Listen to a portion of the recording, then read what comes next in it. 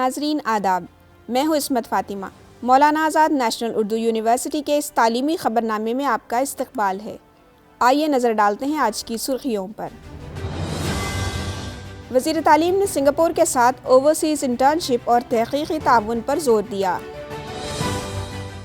تلنگانہ کے نوجوانوں کو جرمنی میں مفت نرسنگ کورس اور ملازمت کا سنہرا موقع۔ اور IIT گوہاٹی نے صحت کی دیکھ بھال میں مؤثر فوٹو ڈیٹیکٹر کیا ایجاد۔ اور اب خبروں کی تفصیل۔ مرکزی وزیر تعلیم دھرمیندر پردھان نے سنگاپور کے وزیر اعظم لارنس وانگ سے ملاقات کی۔ اس موقع پر دونوں ممالک کے درمیان اسکولی تعلیم، پیشہ ورانہ تعلیم اور تحقیق میں دو طرفہ تعاون کو بڑھانے اور فروغ دینے پر گفتگو کی گئی۔ اس تبادلہ خیال میں تین اہم ستونوں ٹیلنٹ، ریسورس اور مارکیٹ کے ذریعے شراکت داری کو مضبوط بنانے پر توجہ مرکوز کی گئی۔ وزیر تعلیم دھرمیندر پردھان نے ہندوستان کے تعلیمی نظام کو بین الاقوامی سطح تک لے جانے میں قومی تعلیمی پالیسی 2020 کی اہمیت پر زور دیا۔ انہوں نے دونوں ممالک میں اسکولوں اور یونیورسٹیز کے اشتراک کے ذریعے علمی اور تحقیقی تعاون کو فروغ دینے پر بھی زور دیا۔ سنگاپور کے نیشنل انسٹی ٹیوٹ آف ایجوکیشن اور بھارت کے NCERT کے درمیان نصاب کی ترقی، تدریس اور اساتذہ کی صلاحیت سازی جیسے شعبوں میں تعاون کے مواقع پر روشنی ڈالی گئی۔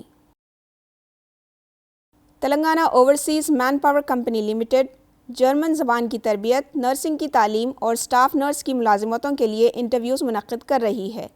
اس کے لیے 18 سے 30 سال کی عمر کے وہ افراد درخواست دے سکتے ہیں جنہوں نے SSC اور انٹرمیڈیٹ میں کم از کم 60% نشانات حاصل کیے ہوں۔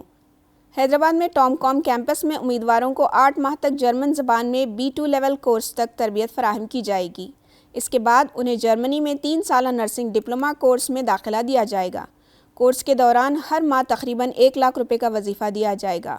کورس کی تکمیل کے بعد جرمنی کے اسپتالوں میں انہیں 2.25 لاکھ سے 3 لاکھ روپے ماہانہ تنخواہ کے ساتھ اسٹاف نرس کی ملازمت دی جائے گی۔ مکمل تفصیلات کے لیے اسکرین پر دیے گئے نمبرات پر رابطہ کریں اور متعلقہ ویب سائٹ بھی ملاحظہ کر سکتے ہیں۔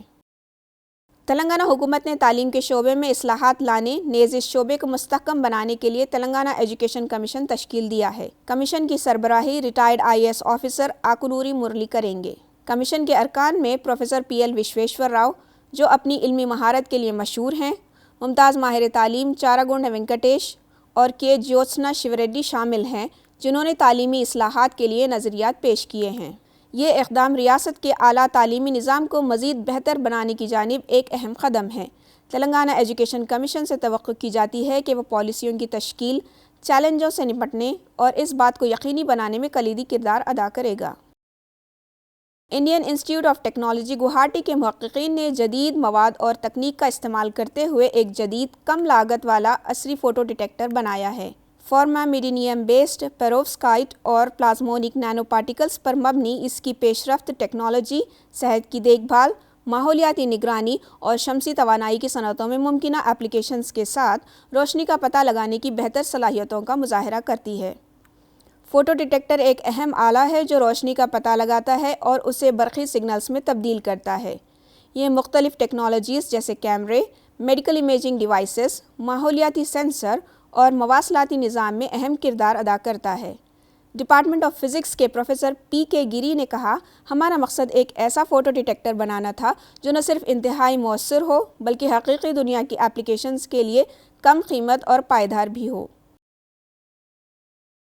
مولانا آزاد نیشنل اردو یونیورسٹی کے مرکز برائے فاصلاتی و آن لائن تعلیم کے تحت B.Ed فاصلاتی طرز میں تعلیمی سال 2024-25 کے لیے داخلے جاری ہیں۔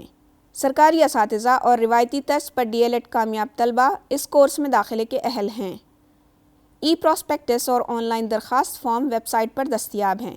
درخواست فارم رجسٹریشن فیس کے ساتھ آن لائن ہی جمع کرنا ہوگا۔ امیدواروں کا انتخاب اہلیتی امتحان کی بنیاد پر ہوگا۔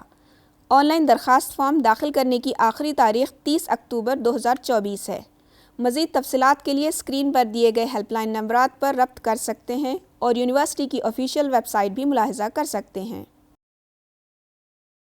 جامعہ ملیہ اسلامیہ نے environmental health, risk and safety management میں M.Tech پروگرام شروع کیا ہے۔ یہ 2 سالہ طویل کورس ہے جس میں 4 سیمسٹرز ہوں گے۔ اس کورس کے لیے داخلہ امتحان کے ذریعے کیا جائے گا۔ داخلے کے لیے UGC یا AICTE سے تسلیم شدہ کسی بھی یونیورسٹی سے ماحولیاتی علوم یا ماحولیاتی سائنس میں MSc، بی ٹیک، بی ای یا بی پلاننگ کی ڈگری ہونی چاہیے۔